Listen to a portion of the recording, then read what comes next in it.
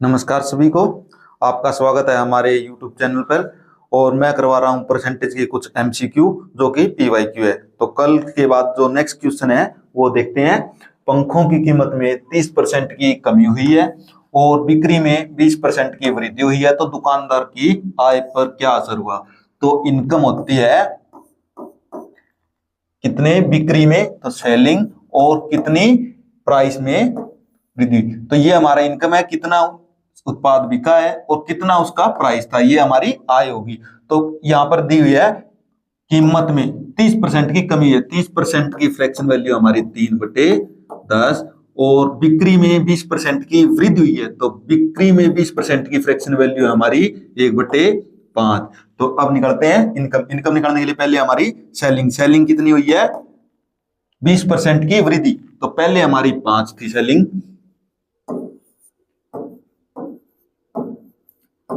और अब कितनी हुई है, वृद्धि हुई है 20% की। तो पहले 5 थी, वृद्धि कितनी हुई है, 1 की, तो 5 में अगर ऐड करेंगे 1 तो 6। और पंखों की कीमत में प्राइस प्राइस कीमत में 30% की कमी हुई है, मतलब पहले हमारी कीमत 10 थी और कीमत में कमी कमी हुई है 3 की, तो 10 में से 3 गया 7, ये हमारी अब की कीमत है। और अब हमें निकालनी है इनकम।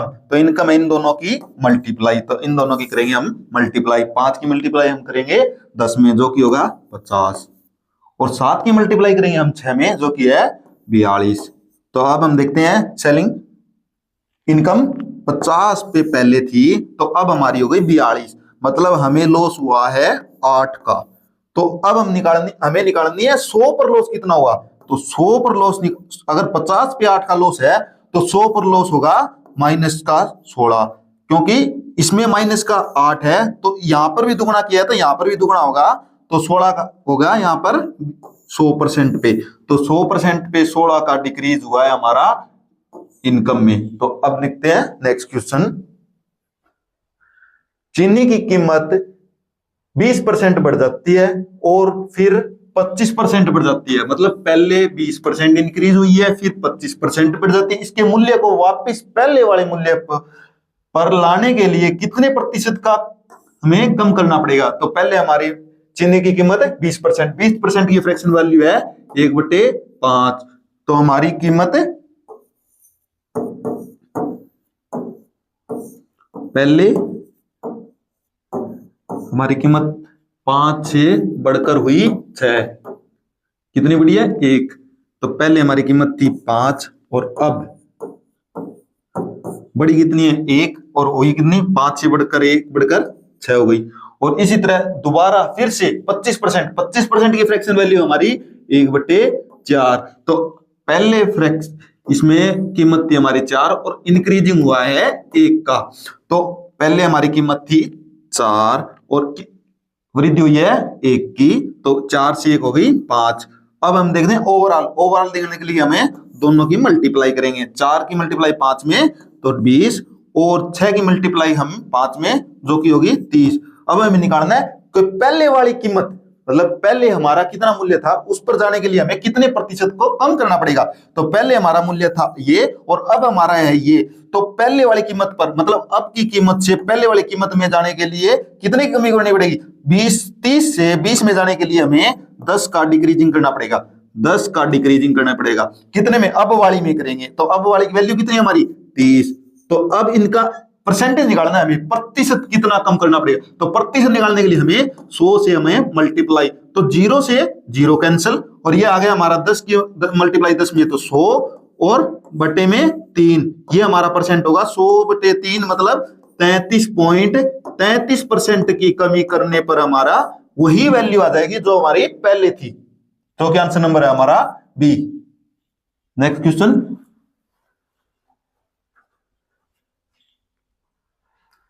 नेक्स्ट क्वेश्चन हमारा, एक आयताकार है की लंबाई 20% बढ़ जाती है और इसकी चौड़ाई कितनी कम होनी चाहिए ताकि क्षेत्रफल वही रहे। तो मतलब आयत का क्षेत्रफल होता है हमारा लंबाई गुणा चौड़ाई, तो क्षेत्रफल वही है, मतलब एक कांस्टेंट है और 2 मल्टीप्लाई दी हुई है, तो एक जितना बढ़ेगा दूसरा उसका उतना ही डिक्रीज होगा, मतलब जितना ये बढ़ेगा उतना ही डिक्रीज होगा। तो एक आयताकार की लंबाई, पहले हम देखते हैं, आयताकार की लंबाई 20% वृद्धि हुई है, तो 20% की फ्रैक्शन वैल्यू है 1/5 और क्षेत्रफल कांस्टेंट है, तो हम पहले लंबाई पहले थी हमारी और बढ़ने के बाद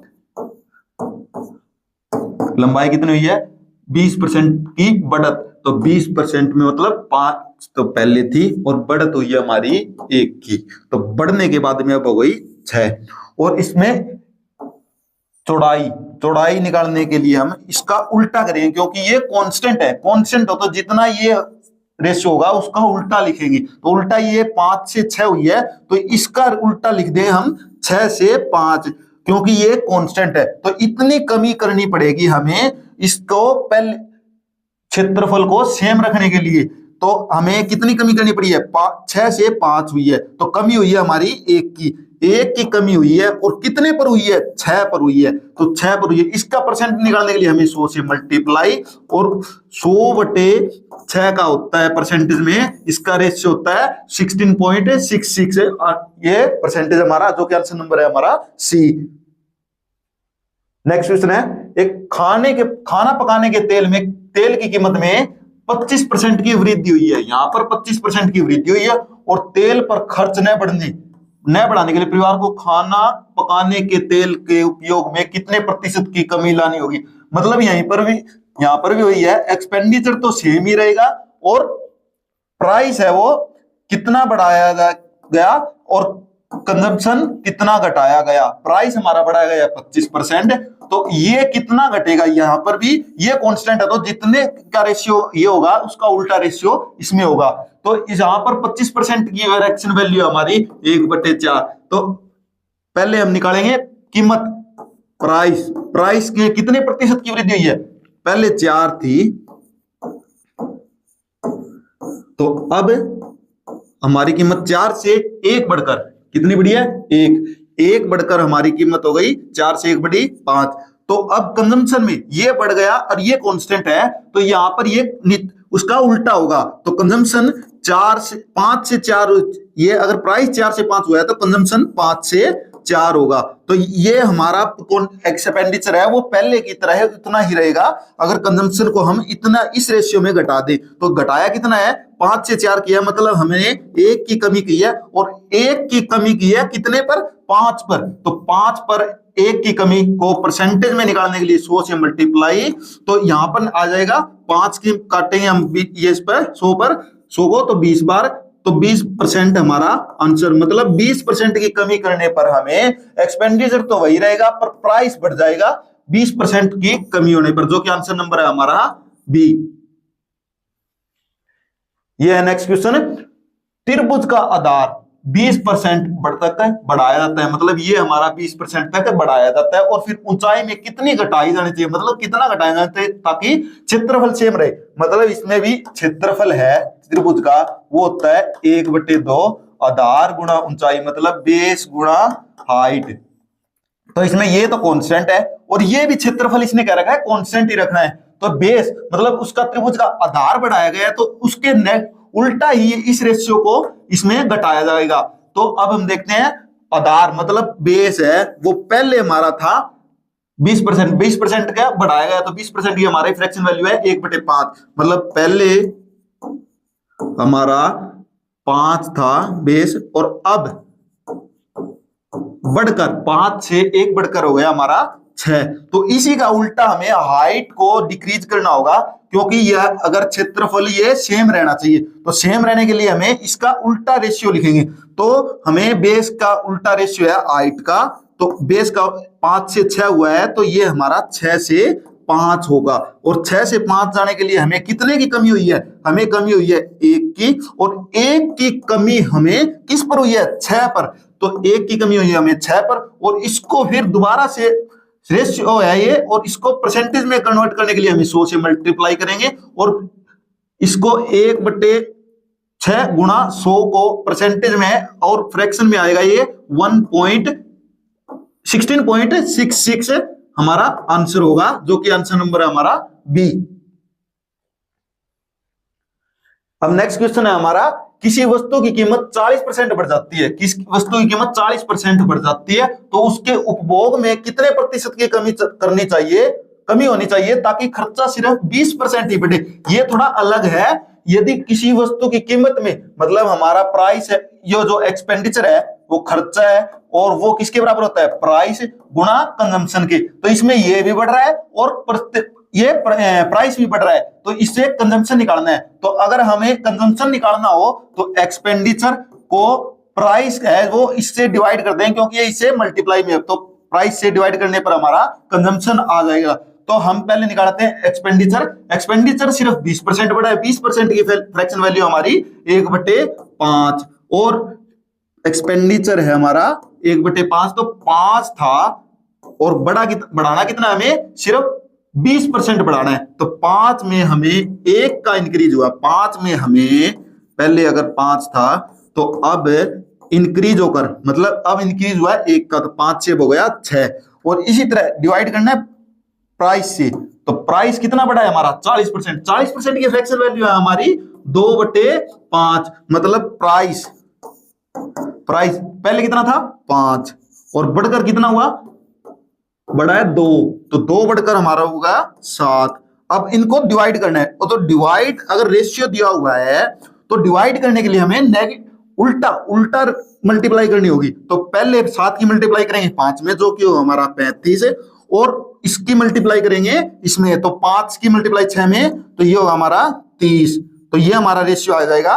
तो एक्सपेंडिचर डिवाइड बाय प्राइस, तो ये हमारा आ गया 35/30। इसको हम कैंसिल कर लेंगे, ये चला जाएगा 5 का 7 बार, और ये चला जाएगा 5 का 6 बार, मतलब हमें कंजम्पशन है वो 7 से घटाकर कितना करना है, 6। 7 से कितना घटाया गया हमारा, 1 घटाया गया है, तो मतलब 1 घटाया गया है, किस पर घटाया गया है, 7 पर, तो 1/7 की हमारी फ्रैक्शन वैल्यू है 14.28%, जो कि हमारा आंसर नंबर है बी। तो 14.28 घटाने पर हमें 20% ही एक्सपेंडिचर बढ़ेगा। तो अब करते हैं नेक्स्ट क्वेश्चन। नेक्स्ट क्वेश्चन है हमारा, चीनी की मूल्य में 20% की कमी हुई है, 20% की हमारी कमी हुई है, और सुधीर ने 960 रुपए में 6 किलोग्राम चीनी अधिक ली है।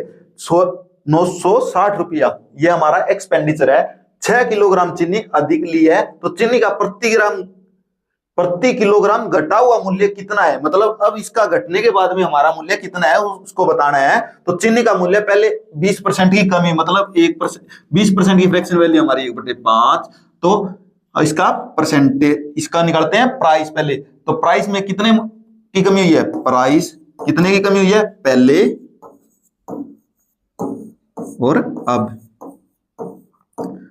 पहले था 5 और इसमें घटी कितनी है, 1, 5 से घटकर हो गया हमारा 4। तो इसके सुधीर को 960 रुपए में 6 किलोग्राम चीनी अधिक मिली है। तो एक्सपेंडिचर प्राइस गुणा कंजम्पशन, ये पहले भी इतना ही था 960 रुपए और अब भी इतना ही है 960 रुपए, सिर्फ प्राइस घटा है। तो प्राइस घटने से ये कंजम्पशन बढ़ेगा, कितना बढ़ेगा, जिस रेशियो में ये बढ़ेगा उसका उल्टा रेशियो में हमारा कंजम्पशन बढ़ेगा। तो यह प्राइस तो हमारा 5 से 4 हो गया, घटा है, ये घटा है तो ये बढ़ेगा उसी रेशियो में। तो कंजम्पशन कितना बढ़ेगा, ये इसका उल्टा, ये 5 से 4 हो गया तो ये 4 से 5 हो जाएगा। और कितना बढ़ा है, 1 बढ़ा है, और 1 बढ़ा है, और 1 यूनिट की वैल्यू इसने कितनी बढ़ा रखी है, 6 किलोग्राम चीनी अधिक मिली है। तो 1 यूनिट की वैल्यू हमारी 6 किलोग्राम है, तो हमें कितने निकालनी है, चीनी का घटा हुआ, मतलब अब घटने के बाद में, पहले ये था अब घटने के बाद में हमारा ये हो गया, तो इसका निकालना है हमें 5 यूनिट की वैल्यू निकालनी है, 5 की मल्टीप्लाई करेंगे 6 में तो हमारा आ जाएगा 30। अब 30 किलोग्राम चीनी आ रही है और कितने रुपये हमारी है, 960 रुपयों में। तो 960 रुपयों में 30 किलोग्राम चीनी आ रही है। तो अब 1 किलोग्राम चीनी का प्राइस निकालने के लिए इसको डिवाइड कर देंगे, काटेंगे, 3 0 से 0 कैंसिल, 3 से ये चला जाएगा 32 बार, तो ये हमारा आ जाएगा 32 रुपए किलो चीनी घटी हुई मूल्य है। अब नेक्स्ट क्वेश्चन, अंडों की कीमत में 50% की वृद्धि के कारण 24 रुपए में 4 अंडे कम उपलब्ध हुए। तो प्रति दर्जन, मतलब यहां पर दर्जन की वैल्यू पूछी हुई है, अंडों का वर्तमान मूल्य, तो वर्तमान मूल्य क्या है, तो अंडों की कीमत में 50% की वृद्धि के कारण 24 रुपए में, मतलब इसमें भी एक्सपेंडिचर है वो प्राइस गुणा कंजम्पशन। एक्सपेंडिचर हमारा पहले भी 24 था और अब भी 24 रुपए ही है, तो चार अंडे कम उपलब्ध हुए, मतलब प्राइस हमारा वो बड़ा है, तो इसके उल्टे रेशियो में हमारा कंजम्पशन घटेगा। ये बड़ा है तो ये घटेगा उल्टे रेशियो में। तो हम निकालते हैं पहले प्राइस, पहले और अब। अंडों की कीमत में 50% की वृद्धि, मतलब 50% की फ्रैक्शन वैल्यू होती है हमारी 1/2 और ये हुई है वृद्धि। तो पहले हमारी कीमत थी 2 और बड़ी कितनी है 1, तो 2 में 1 बढ़ने के बाद हो गई हमारी 3, तो ये हमारा प्राइस का रेशियो हो गया। तो इसका अगर एक्सपेंडिचर हमारा कांस्टेंट है तो प्राइस जिस रेशियो में बढ़ेगा उसके उल्टे रेशियो में कंजम्पशन घटेगा। तो अब कंजम्पशन है वो उसके उल्टे रेशियो में, 3 से हमारा कंजम्पशन हो जाएगा 2 का, 3 से 2 हुई, तो 3 से 2 हुई, कितने का लॉस हुआ 1 यूनिट का लॉस हुआ। और 1 यूनिट का लॉस दे कितना रखा है हमारा 4 अंडे कम, मतलब 1 यूनिट का लॉस हमारा 4 दे का है। तो इसने कितने पूछा है, तो 1 यूनिट में 4 अंडे, तो हमारा अब घटे हुए वर्तमान मूल्य, मतलब वर्तमान मूल्य घटने के बाद में हमारा 2 यूनिट का, तो 2 यूनिट की वैल्यू हो गई हमारी 8, मतलब 24 रुपए में हम 24 रुपया में हम अगर 8 अंडे खरीद रहे हैं तो इसको डिवाइड करने पर हमें मिलेगा 1 अंडे का मूल्य, और हमें पूछ रखा है इसने प्रति दर्जन, ये 1 अंडे का मूल्य हमें प्रति दर्जन का निकालना है, तो मल्टीप्लाई बाय 12, तो ये हमारे 1 दर्जन का मूल्य आ जाएगा। तो इसको डिवाइड करेंगे हम, 8 को चला जाएगा ये 3 बार, तो 12 गुणा 3 36 रुपया, मतलब 36 रुपया दर्जन हमारा आ जाएगा। ये घटे हुए दर्जन मंडों का दर्जन का मूल्य है 36, जो आंसर नंबर है हमारा सी। चलिए नेक्स्ट क्वेश्चन की तरफ। चीनी की कीमत में 20% की हमारी कमी हुई है। अब एक व्यक्ति 36 रुपए में पहले से 500 ग्राम चीनी अधिक खरीद रहा है, तो चीनी का प्रति किलोग्राम मूल्य क्या था, मतलब हमारे पहले वाला का मूल्य पूछ रहा है, था का मतलब पहले वाला। तो चीनी की कीमत में 20% की कमी हुई है, तो 20% की कमी, 20% की फ्रैक्शन वैल्यू हमारी 1/5, तो हम एक्सपेंडिचर है वो प्राइस गुणा कंजम्पशन। एक्सपेंडिचर पहले भी उतना ही और जितना 36 रुपए, और बढ़ने के बाद में प्राइस बढ़ा नहीं, प्राइस घटने के बाद में भी उतना 36 रुपए ही है। तो प्राइस अगर घटेगा तो कंजम्पशन हमारा उसी रेशियो का उल्टे रेशियो में बढ़ेगा। तो हम निकालते हैं पहले प्राइस, तो प्राइस हमारा क्या हुआ है, प्राइस हमारा 25% की कमी, मतलब पहले अगर 5 था, पहले अगर 5 था तो अब प्राइस में क्या कितनी 5 में 1 की कमी, प्राइस में 1 की कमी है, 5 में से 1 घटने के बाद में 4 हो जाएगा। तो इसके उल्टे रेशियो में हमारा कंजम्पशन बढ़ेगा, तो कंजम्पशन है वो इसका उल्टा रेशियो होगा। तो ये 5 से 4 हो गया, तो कंजम्पशन 4 से 5 होगा, क्योंकि एक्सपेंडिचर हमारा कांस्टेंट है। तो कांस्टेंट कितना बड़ा है हमारा 4 से 5, मतलब 1 यूनिट वैल्यू बढ़ी है, और 1 यूनिट वैल्यू बढ़ने पर मतलब 1 यूनिट वैल्यू बढ़ी है और बड़ी, अगर कंजम्पशन 1 यूनिट बढ़ा है और इसमें कितना दे रखा है 500 ग्राम चीनी, मतलब 1 यूनिट की वैल्यू हमारी 500 है, हमें कितनी निकालनी है चीनी का प्रति किलोग्राम मूल्य क्या था पहले वाला, तो पहले वाला हमारा 4 यूनिट था, तो हमें 4 यूनिट की वैल्यू निकालनी है। तो 4 यूनिट की वैल्यू होगी हमारी 4 गुणा 500, तो ये आ गया हमारा 2000 ग्राम। 2000 ग्राम को हम कन्वर्ट करेंगे किलो में, तो जो किया जाएगा हमारा 2 किलो, तो 2 किलो का वैल्यू निकालनी है हमें, और 2 किलो की वैल्यू आई है हमारी कितनी 36 रुपए। ये अगर हमें 2 किलो से निकालनी हो तो अब का वैल्यू आ जाएगा 2 से कैंसिल करने के बाद में 18 रुपया पर किलोग्राम चीनी का रेट था पहले वाला। तो अब निकालते हैं नेक्स्ट क्वेश्चन। एक परीक्षा में 92% छात्र उत्तीर्ण मतलब पास हुए हैं और 480 छात्र अनुत्तीर्ण मतलब फेल हुए हैं, तो कितने प्रतिशत छात्र, उस परीक्षा में कितने छात्र शामिल हुए, हमें छात्रों की संख्या निकालनी है। तो टोटल हमारा कितना निकालना है परसेंट, कितने छात्र हमारे परीक्षा में शामिल हुए थे, तो उसको निकालने के लिए पहले 92% छात्र पास कितने हुए हमारे 92%, तो बाकी बचे हुए जो हिस्सा है जो कि है 8%, वो हमारा फेल हो गया।